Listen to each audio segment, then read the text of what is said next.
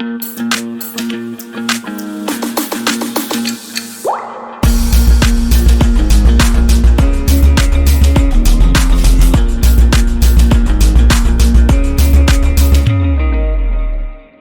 Everyone, welcome back to the layman way and welcome to this new lecture जहाँ पे हम जनवरी के current affairs को डिस्कस कर रहे हैं for UPSC prelim CSE. Just a minute में ये इसको लगा देता हूँ।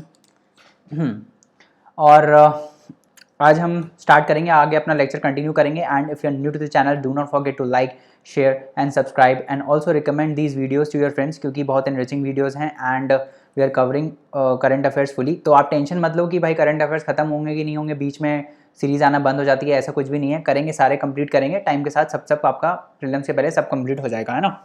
तो उसकी टेंशन मत लो। एंड एक हम और सीरीज सोच रहे हैं लाने का, जिसमें we will be targeting prelims through MCQs.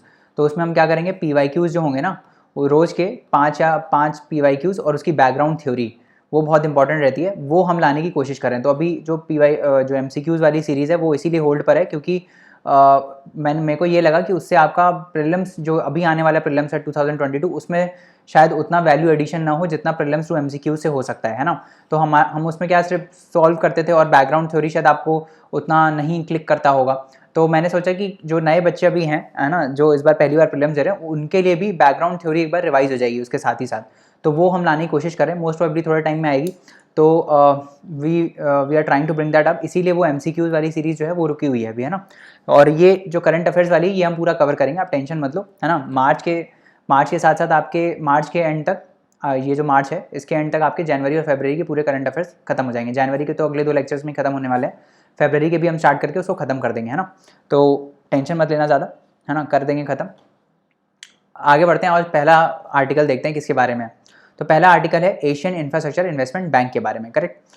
तो जो एआई, इस पर क्वेश्चन भी आ चुका है पहले, है ना। तो एआईआईबी जो है उसमें अभी कितने मेंबर्स हैं, 110 मेंबर्स हैं, करेक्ट। मल्टीलेटरल डेवलपमेंट बैंक है। क्या करता है ये, सोशल और इकोनॉमिक आउटकम्स को इंप्रूव करता है एशिया और बियॉन्ड में। तो क्या इसमें सिर्फ एशियन मेंबर्स हैं, नहीं, ऐसा नहीं है। यही यूपीएससी ने क्वेश्चन पूछा था, क्या इसमें सिर्फ एशिया के मेंबर्स हैं, नहीं भाई, एशिया के मेंबर्स सिर्फ नहीं है इसमें, है ना, बाहर के भी मेंबर्स हैं इसमें। हेडक्वार्टर कहाँ है इसका, बहुत इंपॉर्टेंट है, बीजिंग में है, बीजिंग चाइना में इसका हेडक्वार्टर है। शेयर होल्डिंग देख लेते हैं जो कि बहुत इंपॉर्टेंट है। एशियन इंफ्रास्ट्रक्चर इन्वेस्टमेंट बैंक में चाइना जो है वो सबसे ज़्यादा लार्जेस्ट जो शेयर है वो सबसे ज़्यादा चाइना के पास है। उसके बाद इंडिया के पास है, रशिया के पास है, जर्मनी के पास है ना। तो ये सारे मेंबर्स के पास इस टाइप से ऑर्डर में होल्डिंग है इसकी। जो रीजनल मेंबर्स हैं वो 75% होल्ड करते हैं। एशिया के जो मेंबर्स हैं, एशियन कंट्रीज़, वो 75% होल्ड करती हैं और बाकी जो है बाकी बाहर वालों के पास है, ठीक है, समझ में आ रहा है। तो इसमें सिर्फ एशिया के मेंबर्स नहीं है, ये भी याद रखना आप, ठीक है। उसके बाद आगे बढ़ते हैं और रेसिप्रोकल एक्सेस एग्रीमेंट के बारे में बात करते हैं। किसके बीच में साइन हुआ है, ऑस्ट्रेलिया और जापान के बीच में साइन हुआ है। तो उनकी जो मिलिट्री, अब बोलो क्या इस एग्रीमेंट के थ्रू क्या होगा, जो उनकी मिलिट्री है ना, वो बेसिकली शेयर्ड ट्रेनिंग और ऑपरेशंस कर पाएंगे। तो शेयरिंग हो पाएगी ट्रेनिंग की और ऑपरेशंस भी साथ में परफॉर्म कर पाएंगे। इससे क्या होगा, इससे जो वो जल्दी से अपनी डिफेंस फोर्सेस को डिप्लॉय कर सकते हैं। कम हैसल फ्री एडमिनिस्ट्रेशन, मतलब ज़्यादा डॉक्यूमेंटेशन नहीं करना पड़ेगा, हैसल फ्री सब कुछ हो जाएगा और वो डिप्लॉय क्विकली कर सकते हैं अपनी किसको, मिलिट्री को, है ना। तो ये इसका फ़ायदा है। उसके बाद आगे बढ़ते हैं और ओरांग नेशनल पार्क के बारे में बात करते हैं। तो ओरांग नेशनल पार्क हमारा कहाँ है, असम में है ना। कहाँ पर है, north bank of Brahmaputra river पे है ना, in the Darrang and Sonitpur district of Assam. तो ब्रह्मपुत्रा के नॉर्थ बैंक पे ओरांग नेशनल पार्क है। इसको हम मिनी काजीरंगा भी बोलते हैं क्योंकि उसी के जैसा दिखता है। It was establish as a 1985 century. इसमें बहुत ज़्यादा बायोडाइवर्सिटी भी है, उस वजह से भी इसको मिनी काजीरंगा बोलते हैं। नेशनल, और यहाँ पे वो भी मिलता है, क्या वो ग्रेट इंडियन राइनोसोरस है ना, तो वो भी मिलता है यहाँ पे, ठीक है। नेशनल पार्क इसको डिक्लेयर किया गया था कब, 13 अप्रैल 1999 में। ये इसकी फ्लोरा और फौना बहुत ही रिच है। इसमें ग्रेट इंडियन राइनोसोरस मिल जाएगा, पिग्मी हॉग मिल जाएगा, एशियन एलिफेंट मिल जाएगा, वाइल्ड वाटर बफेलो मिल जाएगा और बंगाल टाइगर मिल जाएगा, ठीक है। तो ये सब आपको याद रखना है। एक बार हम और बाकी जो नेशनल पार्क्स हैं असम में, उसके बारे में भी बात कर लेते हैं। तो रायमोना अभी नया ऐड हुआ है ना, पिछले साल ही ऐड हुआ था। तो रायमोना नेशनल पार्क ऐड हुआ है, ये लोकेशन याद रखना है ना। फिर मानस आता है, फिर ओरांग आता है, फिर नामेरी आता है, फिर काजीरंगा आता है, फिर यहाँ पे जाओगे तो दिब्रू सैकोवा और दिहिंग पटकाई आता है ना। इसको याद करने का शॉर्ट फॉर्म क्या है, मोंक डी। पहले तो मोंक डी से हम लोग याद कर लेते थे, मानस, ओरांग, नामेरी, काजीरंगा, है ना। उसके बाद ये क्या बोलते हैं, दिब्रू सैकोवा नेशनल पार्क, है ना। तो ये सब हम ऐसे याद कर लेते थे इसका, है ना, मोंक डी करके। बट अभी इसमें रायमोना भी ऐड कर दिया, तो रायमोना अलग से आपको याद करना पड़ेगा, है ना। तो रायमोना इसमें ऐड हो गया, ठीक है। और इसके बाद 7th दिहिंग पटकाई भी जून 2021 में ऐड हुआ। तो 2 ऐड हुए थे, रायमोना और दिहिंग पटकाई, है ना। तो ये याद रखना कि पहले मोंग डी से हम लोग ऐसे लर्न करते थे, मानस, ओरांग, नामेरी, काजीरंगा, दिब्रू सैखोवा। अब 2 और ऐड हुए हैं, रायमोना और दिहिंग पटकाई। ठीक है, समझ में आ गया। तो आगे बढ़ते हैं इसमें अब थोड़ा। उसके बाद नए स्पीशीज़ के बारे में बात करते हैं। क्या नाम है? सेप्टेमेरांथस, सेप्टेमेरांथस, है ना। सितंबर में मिली होगी इसीलिए नाम रखा है सितंबर मंथ। नाम भी ऐसे ही है, सितंबर महीने का, है ना। एनीवेज, इतने मेरे को समझ में नहीं आता ये लोग इतने टफ नाम क्यों रखते हैं कि मतलब ऐसे प्रोनाउंस करने में आम इंसान को दिक्कत हो जाए। ऐसा कुछ रखो ना जो कम्युनिकेट करने में ईजी हो। मतलब या तो नाम बचे नहीं है इनके पास, या तो मतलब नाम बचे हैं तो तब भी ये लोग ऐसे सोचते होंगे कि भाई हम लोग कुछ साइंटिफिक नाम रखते हैं, बहुत ऐसे कॉम्प्लेक्स सा लगे तो लगे कुछ बड़ा सा डिस्कवर किया है। बट भाई थोड़ा इजी नाम रख लो ताकि यूपीएससी के लिए जो पढ़ रहे हैं उनके लिए इजी हो जाए। सेप्टेमेरांथस, ठीक है। ये क्या है? ये न्यू जेनस है पैरासिटिक फ्लावरिंग प्लांट की, है ना, जिसको रिसेंटली डिस्कवर किया गया है। कहाँ पे? निकोबार में, निकोबार ग्रुप ऑफ आइलैंड्स में इसको डिस्कवर किया गया है। तो ये है बेसिकली, देख रहे होगे आप, इस टाइप से दिखता है ना, सेप्टेमेरांथस। ठीक है, कहाँ पे डिस्कवर हुआ है? निकोबार आइलैंड्स में। क्या है? फ्लावरिंग प्लांट की स्पीशीज़ है। ठीक है, उसके बाद आगे बात करते हैं national conference on e governance के बारे में। तो ये किसने ऑर्गेनाइज किया है? Department of administrative reforms and public grievance ने इसको ऑर्गेनाइज किया है। इसके साथ साथ ministry of electronics and information technology भी इसका पार्टनर है। और कौन है? State government of Telangana. तो ये तीनों बॉडीज़ मिलके इन्होंने इस national conference on e governance को ऑर्गेनाइज किया है। ठीक है, तो कॉन्फ्रेंस क्या करेगा? कॉन्फ्रेंस एक प्लेटफॉर्म प्रोवाइड करेगा जहाँ पे गवर्नमेंट ऑफिसर्स, इंडस्ट्रियलिस्ट, रिसर्चर्स और जो आके बेसिकली अपनी बेस्ट प्रैक्टिसेस को शेयर करेंगे और लेटेस्ट टेक्नोलॉजिकल डेवलपमेंट्स को शेयर करेंगे ताकि हम आगे बढ़ पाएँ, बेसिकली सारे स्टेट्स को पता लग पाए। ठीक है, उसके बाद आगे बढ़ते हैं और हैदराबाद डिक्लेरेशन के बारे में बात करते हैं। तो क्या है ये हैदराबाद डिक्लेरेशन?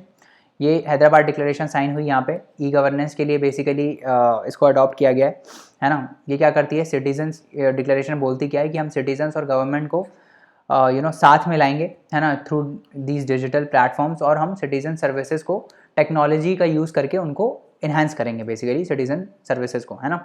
वो बोलती है ये हैदराबाद डिक्लेरेशन। ठीक है, तो एक बार पढ़ लेते हैं क्या बोल रही है। The Hyderabad Declaration on E-Governance was adopted. The declaration aims to bring citizens and governments closer through digital platforms and transform citizen services through the use of technology. ठीक है, तो कहाँ पे साइन हुई है? नेशनल कॉन्फ्रेंस जो e governance की organise हुई वहाँ पे ये हैदराबाद डिक्लेरेशन को साइन किया गया। करेक्ट। उसके बाद अगला आता है अबाउट जलीकट्टू। तो जलीकट्टू क्या है? जलीकट्टू बुल टेमिंग स्पोर्ट है। ऐसे मतलब बुल को बेसिकली ऐसे इसकी आंखों में कुछ लाल मिर्ची डाल देंगे, है ना, इस टाइप से, तो ये बहुत एग्रेसिव हो जाती है बुल, और फिर इसको ये लोग हैं ना, ये लोग कंट्रोल करते हैं। तो जो इसको कंट्रोल कर लेता है फिर उसको प्राइज़ मिल जाता है, और अगर ये नहीं जीतता है तो बुल के ओनर को प्राइज़ मिल जाता है ना। तो ये रिसेंटली बहुत वायलेंट हो गया है, मतलब अलग अलग तरीके कराए जाते हैं बुल को। कभी शराब पिला दी जाती है, कभी इनके में खूब ज़्यादा मिर्ची डाल दी जाती है ताकि और ज़्यादा गुस्सा है इनको, थोड़ा इंटरेस्टिंग बनाने के लिए। बट ये गलत है ना, मतलब ऐसे नहीं होना चाहिए। आप एनिमल को एज अ कमोडिटी नहीं ट्रीट कर सकते, वो भी तो मतलब लिविंग स्पीशीज़ हैं, करेक्ट है ना। तो इस टाइप से अभी क्या है, इस पर कॉन्ट्रोवर्सी आती रहती है ना, तो इसीलिए ये न्यूज़ में रहता है। जलीकट्टू जो है इसको 2nd वीक ऑफ जनवरी में हम सेलिब्रेट करते हैं, है ना, during the Tamil harvest, Pongal के टाइम इसको सेलिब्रेट किया जाता है। इसको हम एरुथजुवल और एम्ब्रेसिंग द बुल भी बोलते हैं, ये तमिल लैंग्वेज में बोलते हैं। एम्ब्रेसिंग द बुल भी बोलते हैं इसको, है ना। बुल टेमिंग स्पोर्ट है, वॉयलेंट स्पोर्ट है जिसमें contestants try to tame the bull for a prize, if they fail the bull और विंस। ठीक है, तो ये हो गया आपका जलीकट्टू, है ना। आपको एक और चीज़ बतानी है। कर्नाटका में एक बुल रेस होता है ना, उसका मेरे को नाम बताना है कमेंट सेक्शन में। वो जो रेस होती है उसका नाम क्या है? वो भी न्यूज़ में रहता है, वो मैं नहीं बताऊंगा अभी आपको। यहाँ पे आपको कमेंट करके बताना है कि उसका नाम क्या है, क्योंकि पूछा जा सकता है यूपीएससी में, है ना। अब आगे बढ़ते हैं और इलेक्ट्रॉनिक गोल्ड रिसिप्ट के बारे में बात करते हैं। तो नाम में ही देखो क्या बोल रहा है, इलेक्ट्रॉनिक, ठीक है, गोल्ड की रिसिप्ट। आपको कभी रिसिप्ट क्या कब मिलती है? जब आप शॉपिंग करने जाते हो कोई सुपरमार्केट में, तो आप कोई सामान खरीदते हो तो उसके बदले आपको एक बिल मिलती है, बिल की रिसिप्ट मिलती है कि आपने ये खरीदा है तो इतने पैसे आपके हैं, है ना, ये जीएसटी है, ये सब है, उसको हम क्या बोलते हैं? रिसिप्ट बोलते हैं। अब क्या है? गोल्ड की होगी, जैसे आप सुपरमार्केट में जाके नॉर्मल सामान खरीदते हो, वैसे आप गोल्ड, जब आप गोल्ड डिपॉजिट करोगे तो उसके अगेंस्ट आपको एक रिसिप्ट मिलेगी, मतलब कि आपने इतने ग्राम्स ऑफ गोल्ड डिपॉजिट किया है, वो इतने रुपए का था, है ना, उसकी रिसिप्ट आपको मिल जाएगी। और ये क्या होगी? पेपर में नहीं होगी। आपको सुपरमार्केट में जाते हो तो पेपर की रिसिप्ट मिलती है ना, ये पेपर की नहीं होगी, ये क्या होगी? इलेक्ट्रॉनिक रिसिप्ट होगी, मतलब आपको डिजिटली पीडीएफ के फॉर्म में आ जाएगी, है ना। तो उसी को बोलते हैं हम इलेक्ट्रॉनिक गोल्ड रिसीप्ट। तो इसमें आप क्या करोगे, गोल्ड रखोगे अपना और उसके बदले आपको एक इलेक्ट्रॉनिक रिसीप्ट मिलेगी, है ना। These are electronic receipt issued on the basis of deposit of physical gold. तो फिजिकल गोल्ड आपको जाके रखना पड़ेगा, तब आपको ये इलेक्ट्रॉनिक गोल्ड रिसीप्ट मिलेगी। समझ में आ गया। This would pave the way for the operationalisation of gold exchange in India. तो गोल्ड एक्सचेंज बेसिकली कैसे काम करता है, जैसे देखो गोल्ड एक्सचेंज आया, अब आपको लगा गोल्ड एक्सचेंज क्या है, क्या करेंगे हम इसमें, अरे कुछ नहीं करेंगे।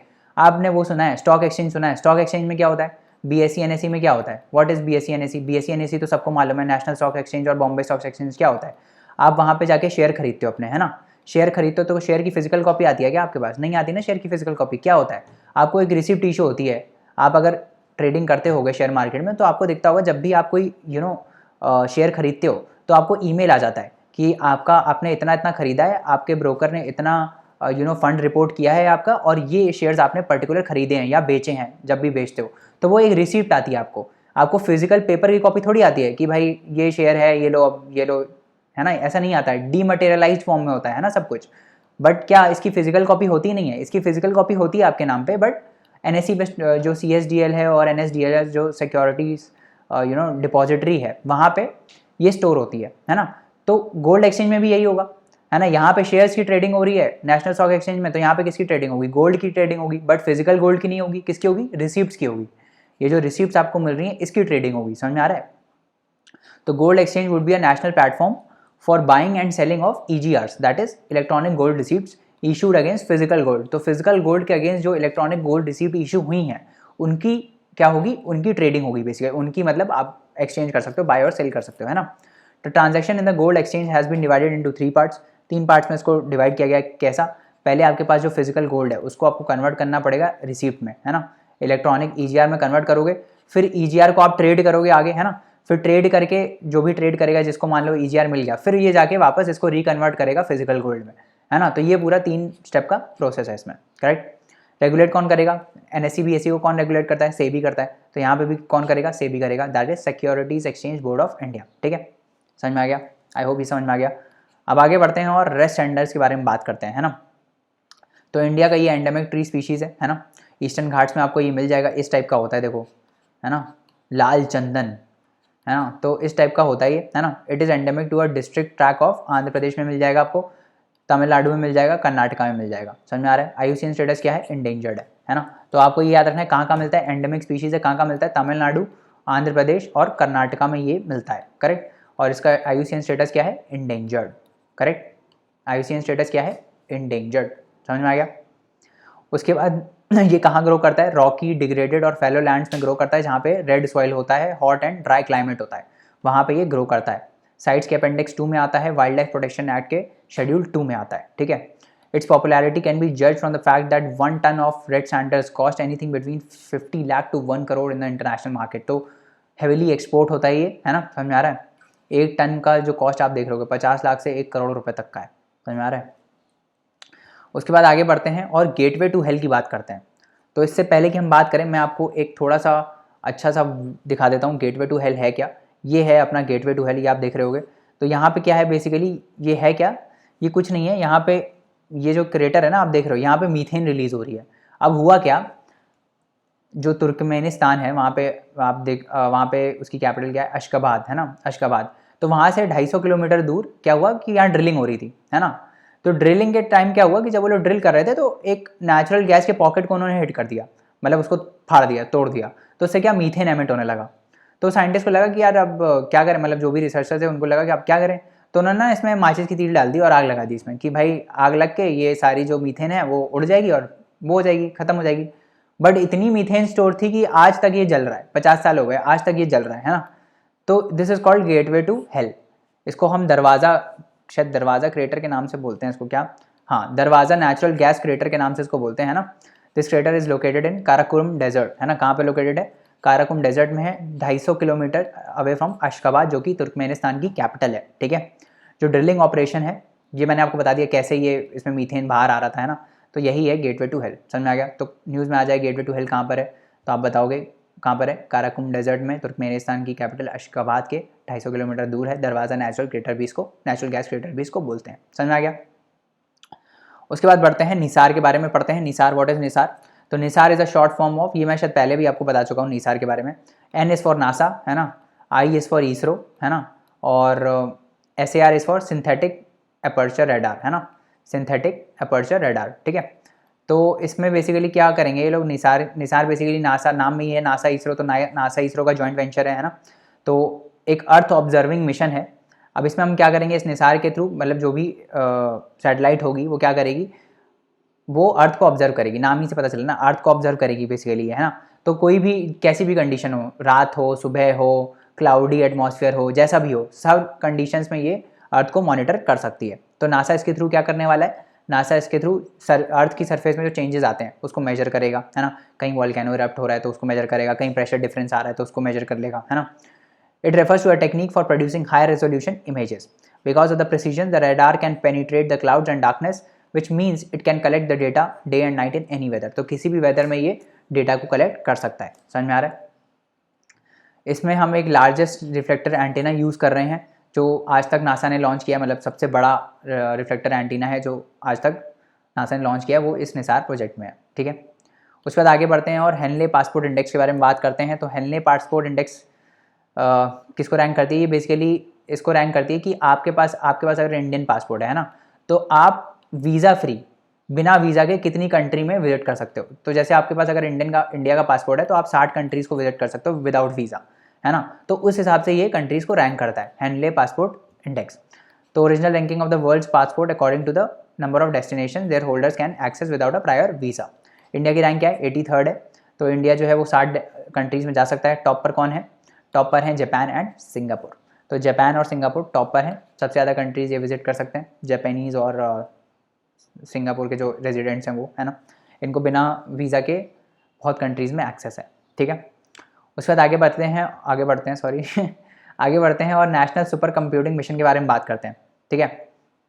तो ये किसका प्रोजेक्ट है, ये जॉइंटली सेटअप किया गया है, किसके द्वारा, मीटी जो है, ministry of electronics and IT, इसके बाद department of science and technology, है ना, वो इसको इम्प्लीमेंट कर रहे हैं along with CDAC, centre for development of advance computing, है ना। इसके साथ साथ आईआईएससी बेंगलुरु भी इसमें इन्वॉल्व है, ठीक है। इसमें क्या करेंगे हम भाई, जो सुपर कंप्यूटर्स हैं इंडिया में उसको हम बढ़ाएंगे, है ना।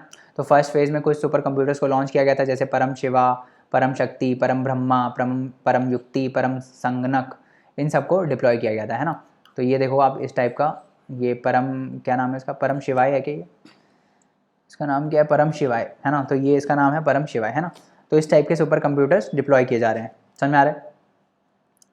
उसके बाद आगे बढ़ते हैं और जेनो ट्रांसप्लांटेशन के बारे में बात करते हैं, ना। जीनो ट्रांसप्लांटेशन, ट्रांसप्लांटेशन क्या होता है, ट्रांसप्लांटेशन होता है जब आप किसी एक चीज़ से लेकर दूसरी चीज़ में डाल देते हो। जैसे हम बोलते हैं ना human transplantation, kidney transplant, sorry human बोल रहा हूँ किडनी ट्रांसप्लांटेशन, है ना। तो किडनी ट्रांसप्लांटेशन में क्या होता है, एक बंदे की किडनी आप निकाल के दूसरे बंदे की किडनी में डालते हो, है ना, उसको बोलते हैं हम किडनी ट्रांसप्लांटेशन।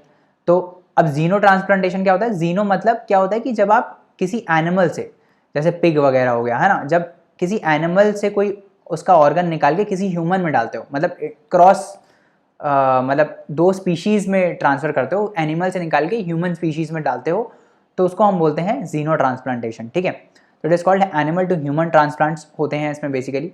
तो पहले भी ये किया जा चुका है, बट अभी एक्चुअली क्या हुआ, यूएस में एक बंदे की जान बचाई गई। उसमें क्या हुआ कि पिग का हार्ट जो है वो लेके इसमें डाला गया, ह्यूमन बॉडी में डाला गया, है ना। और डालने के बाद अभी तो मतलब उसकी जान बची हुई है, बट उसको मॉनिटरिंग में रखा गया है 21 डेज तक, देखते हैं कैसा रिस्पॉन्स आता है। बट इस बार इन्होंने क्या अलग किया, इसमें इन्होंने शुगर सेल को रिमूव किया है इसमें से। तो शुगर सेल्स बेसिकली क्या करते हैं, पहला पार्ट होते हैं जिससे ऑर्गन रिजेक्शन होता है बॉडी से, ठीक है।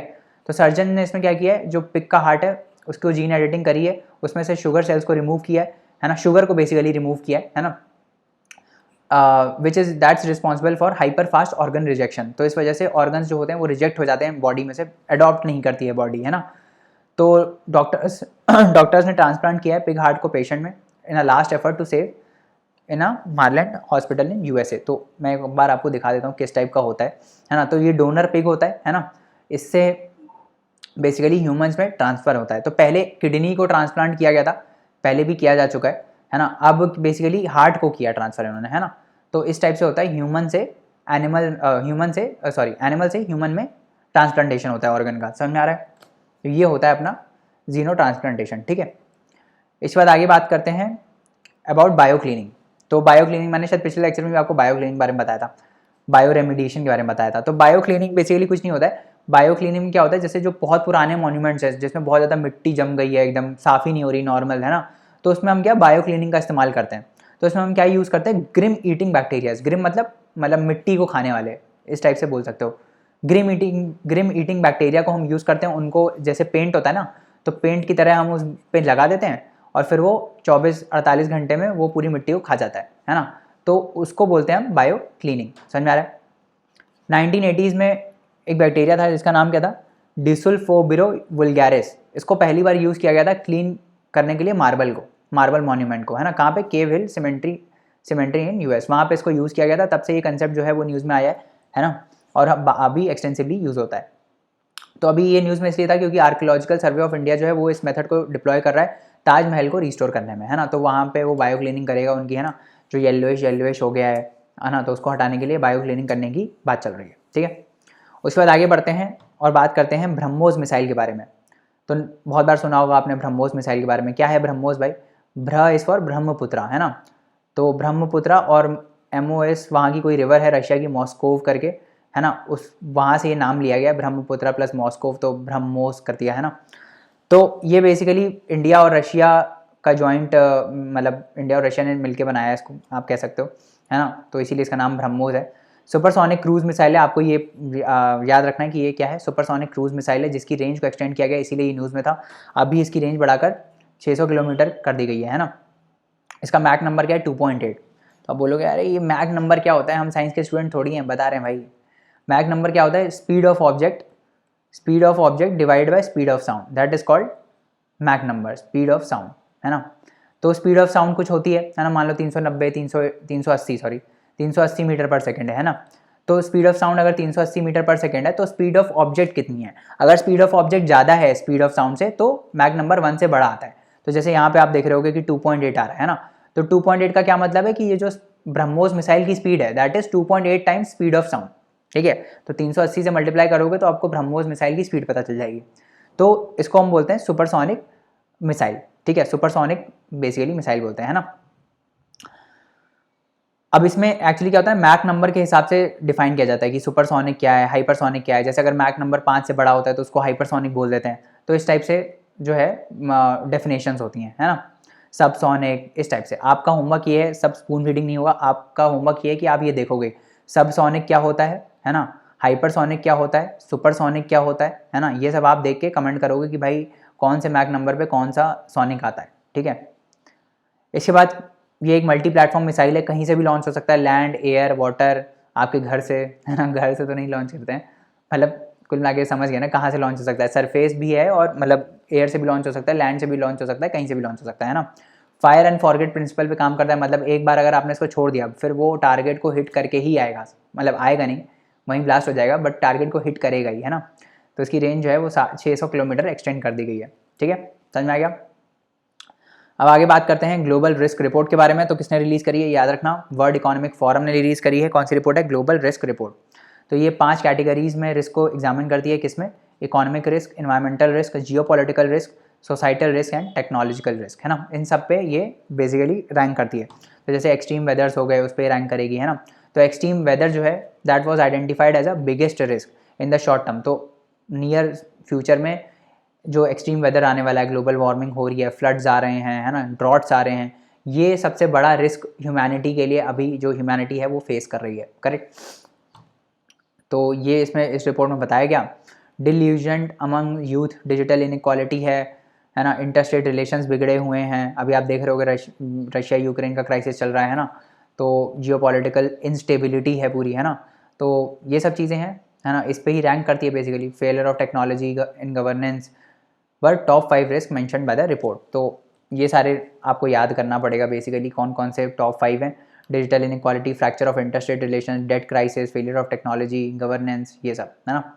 तो वर्ल्ड इकोनॉमिक फोरम के बारे में अब हम बात कर लेते हैं। तो ये एक स्विस नॉन प्रॉफिट फाउंडेशन है जिसको इस्टेब्लिश किया गया था 1971 जेनेवा में ही इसका हेडक्वार्टर है, जो कि स्विट्जरलैंड में है।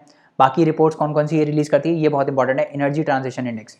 क्योंकि क्या है ना, जब ऐसा आएगा आपके में क्वेश्चन कि एनर्जी ट्रांजिशन इंडेक्स कौन रिलीज़ करता है, और उसमें अगर एक ऑप्शन ये हुआ इंटरनेशनल एनर्जी एजेंसी IEA, तो आप वही मार के आ जाओगे, क्योंकि जितनी भी एनर्जी वाली रिपोर्ट्स हैं वो यही रिलीज़ करता है except this one, energy transition index. तो ये जो एक्सेप्शन है वो आप याद रख लेना।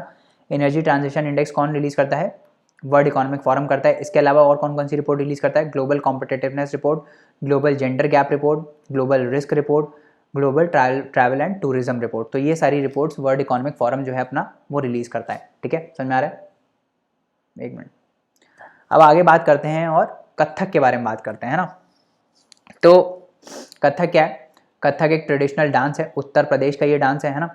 कथक का जो वर्ड है वो स्टोरी टेलर से आया है, मतलब इसमें स्टोरी बताई जाती है और वो अपने क्या बोलते हैं, अपने जो वो होता है ना मूव से उस स्टोरी को बेसिकली बताते हैं, है ना। Story teller who recites the verses from the epics with music and gestures, है ना। Kathak is accompanied by Dhrupad music.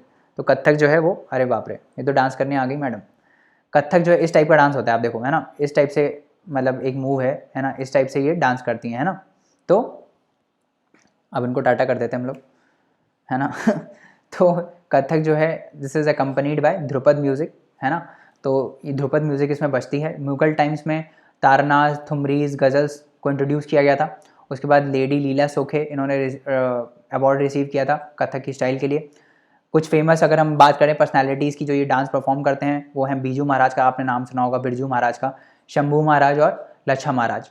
ये लोग मेन प्रोपोनेंट्स हैं कथक के। ठीक है, इसके बाद और हम डांसेस की बात कर लेते हैं। तो भरतनाट्यम है कहाँ का? तमिलनाडु का। कथकली कहाँ का है? केरला का है। कुचिपुड़ी कहाँ का है? आंध्र प्रदेश का है। उड़ीसी कहाँ का है? उड़ीसा का है। सत्रिया कहाँ का है? असम का है। मणिपुरी कहाँ का है? मणिपुर का है, ऑब्वियसली नाम में ही मणिपुरी है तो ये मणिपुर का है। मोहिनीअट्टम कहाँ का है? केरला का है।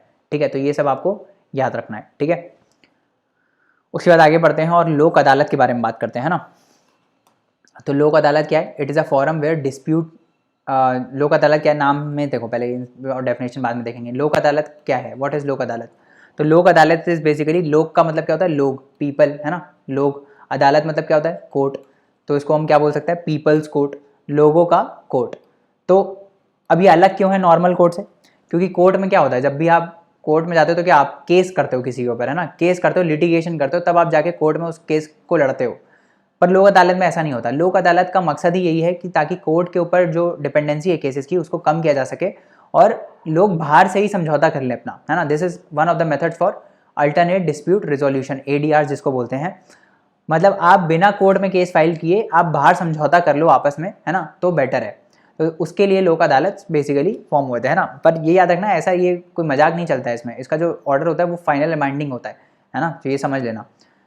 Where dispute and cases pending in the court of law, अगर कोई केस पेंडिंग है तो उसके पास भी ऑप्शन होता है कि भाई पेंडिंग केस है मेरा, मैं बाहर जाके लोक अदालत में जा सकता हूँ, है ना, और अपना मैटर सुलझा सकता हूँ। या फिर किसी ने अगर अभी कोर्ट में केस फाइल नहीं किया तो वो भी पहले लोक अदालत में अपना समझौता ट्राई कर सकता है ना।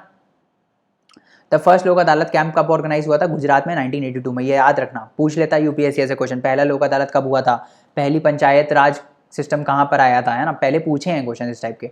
तो इसीलिए गुजरात सबसे पहले कब आया था लोक अदालत कैंप? गुजरात में ऑर्गेनाइज हुआ था 1982 में। ठीक है, तो लोक अदालत को स्टैट्यूटरी स्टेटस दिया गया किसके अंदर? लीगल सर्विसेज अथॉरिटी एक्ट के अंदर, जो कि 1987 में आया था, है ना। तो लोक अदालत में होता कौन है? ऑब्वियसली जुडिशियल ऑफिसर होंगे, आप और मैं तो होंगे नहीं, जुडिशियल ऑफिसर होंगे जो उनके चेयरमैन होते हैं, और सोशल वर्कर होते हैं एज मेंबर्स। तो वो अपना समझौता करवाते हैं। ये जो अवार्ड होता है, अवार्ड मतलब जो भी लोक अदालत डिसीजन सुनाता है, that is called award of the लोक अदालत। तो ये जो लोक अदालत का अवार्ड होता है ये बेसिकली एक सिविल कोर्ट की पावर रखता है। मतलब इसका जो ऑर्डर होता है that is final and binding on all parties. ठीक है, और कोई अपील इसके लिए वो नहीं लेता है। किसी भी कोर्ट ऑफ लॉ में आप इस जो ये इनका डिसीजन होता है उसके अगेंस्ट अपील नहीं कर सकते। ठीक है, अगर पार्टी सेटिस्फाइड नहीं है लोक अदालत के अवार्ड से तो वो एक अपील अगर वो सेटिस्फाइड नहीं है तो भी कोई प्रोविजन नहीं होता है अपील का, है ना। But they are free to initiate litigation by approaching the court of appropriate jurisdiction by filing a case by following the required procedure. तो अगर देखो इस दो चीज़ें हैं। एक चीज़ तो ये है कि अगर इसने अपना डिसीजन सुना दिया तो आप कहीं अपील नहीं कर सकते। अपील मतलब अपील आप किसी डिसीजन के अगेंस्ट करते हो। तो लोक अदालत का कोई डिसीजन आ गया, मान लो कि यार इस बंदे को कंपेंसेशन मिलना चाहिए, है ना, तो जो अपोजिशन पार्टी है वो इससे सहमत नहीं है कि इस बंदे को कंपेंसेशन मिलना चाहिए, तो वो अब इस डिसीजन के अगेंस्ट अपील नहीं कर सकता। समझ में आ रहा है? इस डिसीजन के अगेंस्ट अपील नहीं कर सकता, वो फ्रेश केस कोर्ट में फाइल कर सकता है। दोनों में डिफरेंस है, ये ध्यान रखना। फ्रेश कोर्ट में केस फाइल हो सकता है, बट इस डिसीजन के अगेंस्ट अपील नहीं हो सकती। इसका डिसीजन फाइनल एंड बाइंडिंग होता है। समझ में आ रहा है ना? है ना? इसका मतलब कहीं अगर ऐसा लिखा है कि भाई लोक अदालत का डिसीजन फाइनल एंड बाइंडिंग है, इसका मतलब ये नहीं कि आप कोर्ट में जाके फ्रेश प्रपोजल नहीं कर सकते। आप कोर्ट में जाके फ्रेश केस फाइल कर सकते हो, बट इस ये जो पर्टिकुलर डिसीजन है, इसके अगेंस्ट आप अपील नहीं डाल सकते। समझ में आ रहा है? तो ये जो है वो बात नोट करने वाली थी, है ना? बेनिफिट इसका क्या, बहुत सारे बेनिफिट हैं। कोर्ट के ऊपर डिपेंडेंसी कम होती है केसेस की।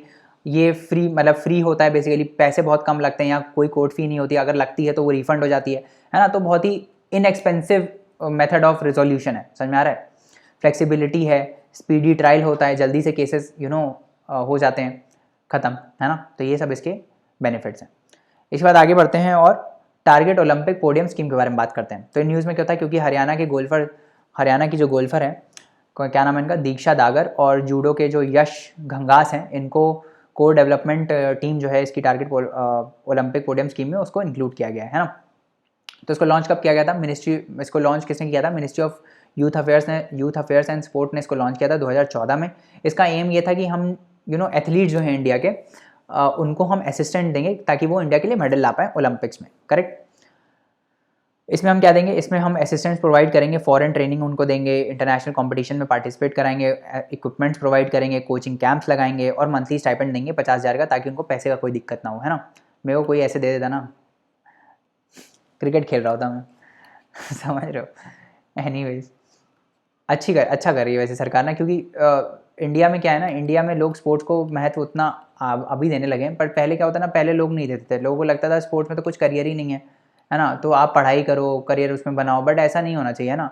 मतलब आप अगर जिस चीज़ में अच्छे हो, है ना, तो उस चीज़ में आपको बढ़ावा दिया जाना चाहिए। भले ही पैसा है नहीं है, पैसे तो आ जाते हैं, आप कुछ चीज़ में परफेक्शन लाओगे तो पैसे आपको आ जाएंगे, है ना?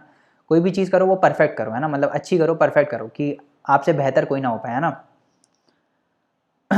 इसी कंटेक्स्ट में आपको पता होगा कि शेन वॉर्न जो हैं, he was a famous leg spinner, उनकी रिसेंटली डेथ हो गई, है ना, ड्यू टू हार्ट अटैक। तो बहुत ही मतलब बैड न्यूज़ था ये क्रिकेट वर्ल्ड के लिए भी। जो क्रिकेट के फॉलोअर्स हैं, जो फॉलो करते हैं, आई गेस उनको भी बहुत ज़्यादा पेन हुआ होगा ये सुन के, क्योंकि बहुत ही मतलब बेहतरीन एक लेग स्पिनर थे आज तक जो पैदा हुए थे, मतलब किसी भी क्रिकेट टीम में। एनीवेज, आगे बढ़ते हैं और कहाँ पे थे हम? डेविएट हो जाते हैं हम लोग। ये स्कीम के बारे में बात कर रहे थे हम लोग, टारगेट ओलंपिक पोडियम स्कीम के बारे में, है ना? तो ये जो स्कीम है उसको रिवैम्प किया गया था 2018 में, है ना, to establish a technical support team for managing the TOPS athletes and providing holistic support. तो TOPS एथलीट्स को, TOPS कुछ नहीं है, यही है नाम है इसका, टारगेट ओलंपिक पोडियम स्कीम के जो एथलीट्स हैं, है ना, जैसे ये दोनों है ना, दीक्षा डागर और जूडो खगास, है ना, इस टाइप की जो एथलीट्स हैं उनको बेसिकली होलिस्टिक सपोर्ट हम प्रोवाइड करेंगे, है ना?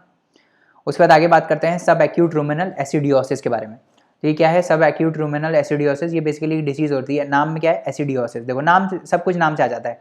आपका नाम है, आपके नाम पे कुछ कैरेक्टरिस्टिक होगा आपके अंदर, है ना, इसीलिए आपका नाम रखा गया है, या फिर आपका पहले नाम रख दिया होगा, फिर आपके कैरेक्टरिस्टिक्स आ गए होंगे उस नाम से रिलेटेड। तो ऐसे ही यहाँ सब में भी होता है, सब एक्यूट रूमेनल एसिडियोसिस। रूमेनल पहले नाम देखो क्या है, रूमिनल, है ना? रूमिनल मतलब रोमिनेंट्स। रोमिनेंट्स पता है ना कौन होते हैं? रोमिनेंट्स कैटल, शीप, ये सब रोमिनेंट्स होते हैं, है ना, हर्बीवोर्स होते हैं। तो ये होते हैं रोमिनेंट्स। एसिडियोसिस, एसिडियोसिस का क्या मतलब है? एसिड आ रहा है वर्ड में, है एसिडियोसिस, तो कुछ एसिड वैसिड होगा, कुछ एसिड डेवलप हो रहा होगा कहीं पे। एसिड कहाँ डेवलप होता है? हमारे स्टमक में एसिड डेवलप होता है ना, गैस्ट्रिक एसिड डेवलप होता है। तो जब रूमिनेंट्स के जो मतलब पेट में, है ना, रूमिनेंट्स के पेट में बहुत ज़्यादा एसिड डेवलप हो जाता है, तो उससे एक डिसीज़ हो जाती है ना, उसको हम बोलते हैं सब एक्यूट रूमिनल एसिडियोसिस। समझ में आ गया? बहुत ही सिंपल था कि नहीं था? ऐसे ही हम पढ़ाते हैं, ठीक है? ऐसे ही पढ़ा भी करो, कोई भी चीज़ होता है ना, ऐसे ही पढ़ा करो। नाम में देखा करो, नाम में क्या है भाई, नाम से हम देख सकते हैं क्या, नाम से हम कुछ डिड्यूस कर सकते हैं क्या? The sugary foods that reach the cow's stomach get fermented abnormally and cause a health issue in the cows. तो आप अभी गाय वाय को ना कभी बहुत ज़्यादा मिठाई मत खिलाया करो, है ना, तो वो बहुत ज़्यादा शुगर्स रहती हैं, वो ब्रेक डाउन जब होती हैं तो बहुत ज़्यादा एसिड रिलीज होता है, उससे उनकी तबीयत खराब हो सकती है। करेक्ट? सब एक्यूट रूमिनल एसिडियोसिस हो जाता है इससे, ठीक है? तो इसमें क्या होता है, large amount of highly fermentable, जैसे शुगर वगैरह होता है ना, कार्बोहाइड्रेट्स हो गए, ये सब जब पेट में जाते हैं तो वो जब ब्रेक डाउन होते हैं बहुत ज़्यादा एसिड रिलीज होता है, और ये जब एसिड बहुत ही ज़्यादा हो सकता है तो ये फेटल हो जाता है उनके हेल्थ के लिए, है ना? तो यही होता है, इसी से होता है सब क्या नाम था इसका, सब एक्यूट रुमिनल एसिडियोसिस, है ना। इसके बाद आगे बात करते हैं और Indian state of forest report के बारे में बात करते हैं। तो ISFR जो है ये क्या है, स्टेट ऑफ फॉरेस्ट रिपोर्ट। तो फॉरेस्ट का स्टेट बताएगी कि फॉरेस्ट कितना है, कहाँ पर किस स्टेट में कितना ज़्यादा है ना, वो सब बताइए। तो वही ये सब बताती है। तो ये एक असेसमेंट है ना, जो फॉरेस्ट और ट्री कवर को बताती है। हर 2 साल में पब्लिश होती है। कौन पब्लिश करता है, forest survey of India under ministry of environment, forest and climate change. वो उसको बेसिकली क्या करते हैं, वो उसको बेसिकली पब्लिश करते हैं, है ना। तो ये डिवाइड करती है फॉरेस्ट को। एक होता है very dense forest. Very dense forest कौन सा होता है, जिसमें कैनोपी जो होती है वो 70% या उससे अबव होती है। कैनोपी क्या होती है, जो ऊपर वाला पार्ट होता है ना, जैसे आपने वो देखा होगा एवरग्रीन फॉरेस्ट, या फिर आपने कभी अगर वो देखा हो BBC की एक ना वो है क्या बोलते हैं, यूट्यूब पे जाओगे ना, BBC की एक वो पड़ी हुई है प्लैनेट अर्थ करके डॉक्यूमेंट्री है, उसमें देखना एवरग्रीन ट्रॉपिकल फॉरेस्ट उन्होंने दिखाए हुए हैं। बहुत बड़े बड़े होते हैं, बहुत बड़ी बड़ी कैनोपीज होती हैं, बहुत हाई होते हैं, है ना। तो वो जो एकदम टॉप वाली होती है ना, जो टॉप की होती है, जो टॉप में दिखती है हमको, that is called canopy. Canopy मतलब एकदम रूफ, है ना। तो वो अगर 70% डेंसिटी है उसकी, है ना, तो उसको हम बोलते हैं वेरी डेंस। वही डेंसिटी अगर 40% है, 40% से 70% है, तो उसको हम मॉडरेट बोल देते हैं, मॉडरेट बोलते हैं। और ओपन फॉरेस्ट क्या होता है, जिसमें ट्री कैनोपी जो डेंसिटी है वो 10% या 10% से 40% तक होती है ना। और स्क्रब किसको बोलते हैं, स्क्रब में मतलब 10% से कम हो, है ना। स्क्रब मतलब जो छोटा छोटा होता है ना, छोटा छोटा पौधा होता है, उसको हम स्क्रब बोलते हैं। तो ये आप याद रखना डेफिनेशन, है ना। सबसे नीचे आता है स्क्रब, सबसे नीचे आता है स्क्रब जिसमें 10% से कम हो। उसके ऊपर आता है ओपन फॉरेस्ट जिसमें 10 से 40% हो। उसके ऊपर आता है मॉडरेटली डेंस जिसमें 40 से 70% होता है। और 70% से ऊपर होता है वेरी डेंस। ठीक है, समझ में आ गया। तो दिस इज कॉल्ड, ये क्लासिफिकेशन है ना। अब इसकी की फाइंडिंग्स देख लेते हैं। तो आंध्र प्रदेश जो है उसमें मैक्सिमम फॉरेस्ट कवर है 647 स्क्वायर किलोमीटर्स का। तो ये आपको याद रखना है ना। एरिया वाइज अगर हम बात करें तो मध्य प्रदेश में सबसे ज़्यादा है, उसके बाद अरुणाचल प्रदेश में है, उसके बाद छत्तीसगढ़ में है, उसके बाद उड़ीसा में है, और उसके बाद महाराष्ट्र में है ना। तो आपको याद रखना है MP में एरिया वाइज, MP में सबसे ज़्यादा है, फिर कहाँ पर है, फिर अरुणाचल प्रदेश में। ये अरुणाचल है, आंध्र नहीं है, ध्यान रखना। अरुणाचल प्रदेश है, फिर छत्तीसगढ़ है ना, उसके बाद उड़ीसा है ना, और उसके बाद महाराष्ट्र है। ठीक है, तो ये ऑर्डर आपको याद रखना है। टॉप 3 स्टेट्स जहाँ पे मैंग्रोव कवर सबसे ज़्यादा है उसमें उड़ीसा सबसे ऊपर है, फिर महाराष्ट्र है, और फिर कर्नाटका है। ठीक है, तो मैंग्रोव कवर की अगर हम बात करें तो उड़ीसा सबसे ज़्यादा है, फिर कौन है, फिर महाराष्ट्र है, और फिर कौन है, फिर कर्नाटका है। ठीक है, समझ में आ गया। ठीक है, करेक्ट। आगे बढ़ते हैं। अब बात करते हैं, ये क्या लिखा है, बरी सिटी बरी सिटी निव एंड सोत्रोविमाब। फिर से एक साइंटिफिक नाम आ गया। मैंने इतने जितने भी साइंटिफिक नाम है ना, कोई एक ईजी नहीं होता है, सब ऐसे ही होते हैं, ऐसे से ही होते हैं सारे। बैरी सिटी निव नाम ही नहीं प्रोनाउंस होता। हम लोग भाई, हमारी हिंदी मातृभाषा है, कैसे प्रोनाउंस करें इतने टफ नाम। बट एनीवेज, सोत्रोविमाब जो है, सोत्रोविमाब विमल जैसा साउंड कर रहा है सोत्रोविमाब और बैरिसिटिनिब, तो ये जो हैं, ये दोनों क्या हैं, ये कोविड-19 के ट्रीटमेंट के लिए ड्रग्स हैं। ठीक है, तो ये ओरल ड्रग हैं जो आर्थराइटिस जो है, रोमाटॉइड आर्थराइटिस, इसके लिए यूज़ होती हैं। ठीक है, और इसको स्ट्रांगली रिकमेंड किया जा रहा है कोविड-19 पेशेंट्स के लिए, है ना, जिसको कॉर्टिसोस्टेरॉइड्स के साथ कॉम्बिनेशन में यूज़ किया जाएगा, है ना। समझ में आ गया। बस याद रखो, ये लोग ड्रग हैं, बेसिकली ड्रग हैं। ठीक है, जो आर्थराइटिस के ट्रीटमेंट के लिए यूज़ होती हैं, और ये अब कोविड-19 के ट्रीटमेंट के लिए भी यूज़ करने के लिए बोला जा रहा है बेसिकली, है ना। उसके बाद आगे बात करते हैं अबाउट इंटरस्टेट वाटर डिस्प्यूट। तो आर्टिकल 262 जो है इंडियन कॉन्स्टिट्यूशन में, वो इंटरस्टेट वाटर डिस्प्यूट के एडजुडिकेशन के बारे में प्रोवाइड करता है ना। तो क्या बोलता है ये, कि पार्लियामेंट बाय लॉ में provide for the adjudication of any dispute और complaint with respect to the use distribution and control of waters of any interstate river and river valley. तो कौन प्रोवाइड करता है, पार्लियामेंट। ठीक है, तो आर्टिकल 262 है, सॉरी, वो किसको पावर देता है एडजुडिकेट करने की इंटरस्टेट वाटर डिस्प्यूट्स में, पार्लियामेंट को। और पार्लियामेंट ये बोल सकता है, कह सकता है, बोलता ही है कि कोई भी कोर्ट इंटरफेयर नहीं करेगा इस चीज़ में। बट आप तो देखते होंगे कि यार कभी ये जो वाटर डिस्प्यूट्स हैं उसमें सुप्रीम कोर्ट भी करता है। कैसे कर लेता है, वो करता है थ्रू स्पेशल लीव पिटीशन, है ना। ये ध्यान रखना, कोर्ट नॉर्मल प्रोसीडिंग्स में इंटरफेयर नहीं करता है, बट स्पेशल लीव पिटीशन के थ्रू सुप्रीम कोर्ट कभी बार केस ले लेता है ना। तो बट उसको नहीं लेना चाहिए, क्योंकि रिवर का जो मैटर है ना, वो थोड़ा रीजनल भी होता है ना, और थोड़ा इमोशनल मैटर होता है। और जो कोर्ट हैं वो किस पे डिसीजन देते हैं, वो एविडेंस पे देते हैं, है ना। तो कभी कभार एविडेंस काम नहीं करता है ऐसी चीज़ों में, है ना। जैसे हमेशा लॉजिक काम नहीं करता है ना, कभी आप विश्वास भी रखते होगे, फेथ भी काम करता है, वैसे ही एविडेंस यहाँ पे इंटरस्टेट वाटर डिस्प्यूट में काम नहीं करता है ना। पार्लियामेंट में provide that neither the supreme Court nor any other court is to exercise jurisdiction in respect of any such dispute और कंप्लेंट। ठीक है, समझ में आ गया। तो सेंट्रल गवर्नमेंट है उसने इनैक्ट किया है river boards act 1956 and interstate water dispute act 1956, जिसके थ्रू ये जो डिस्प्यूट होते हैं इसको ये रिजॉल्व करता है ना। तो जो रिवर बोर्ड एक्ट है it provides the establishment of river board for regulation and development of interstate river and river valleys, है ना। तो एक बोर्ड होगा जो इस चीज़ को ओवरसी करेगा, किसको, इंटरस्टेट रिवर और रिवर वैलीज के मैटर को, है ना। Such a river board is establish on the request of the state government concern. तो स्टेट गवर्नमेंट रिक्वेस्ट करती है तभी ये एक्ट बनता है, तभी ये बोर्ड बनता है ना। The interstate water dispute act empowers the central government to set up an ad hoc tribunal for the adjudication of any dispute between the two or more states in relation to the water of any interstate river। तो जो dispute act है, inter state dispute act, ये किसको power देता है, central government को power देता है कि वो एक एड हॉक ट्राइब्यूनल बना सकते हैं, है ना। एड हॉक मतलब टेम्पररी, है ना, एड हॉक मतलब टेम्पररी ट्राइब्यूनल बना सकते हैं इस कोई भी डिस्प्यूट को, इंटरस्टेट जो रिवर है उसके डिस्प्यूट को एडजुडिकेट करने के लिए, मतलब उस पर सुनवाई करने के लिए, है ना। जो डिसीजन है वो उसका, ये जो इसका डिसीजन रहता है, इंटरस्टेट जो भी ट्रिब्यूनल है इसका जो डिसीजन होगा वो फाइनल एंड बाइंडिंग रहता है, ये ध्यान रखना, है ना। The act bars the supreme court और any other court to have jurisdiction in this matter. तो ये ध्यान रखना, इंटरस्टेट वाटर डिस्प्यूट एक्ट जो है ये बार करता है कि कोई भी कोर्ट इंक्लूडिंग सुप्रीम कोर्ट वो इंटरस्टेट वाटर डिस्प्यूट के केसेस में बेसिकली इंटरफेयर नहीं कर सकता। ठीक है, समझ में आ गया। तो ये हो गए आज के हमारे lecture. Thank you so much for listening to the lecture, and if you loved our lecture please recommend these videos to your fellow aspirants जो आपके साथ पढ़ रहे हैं। And for more such lectures you can log on to www.thelaymanway.com and help us grow। Thank you so much। अगले lecture में मिलते हैं, तब तक जैसा कि मैं बोलता रहता हूँ, पढ़ते रहिए, हार्ड वर्क करते रहिए। Bye bye and take care. Thank you so much.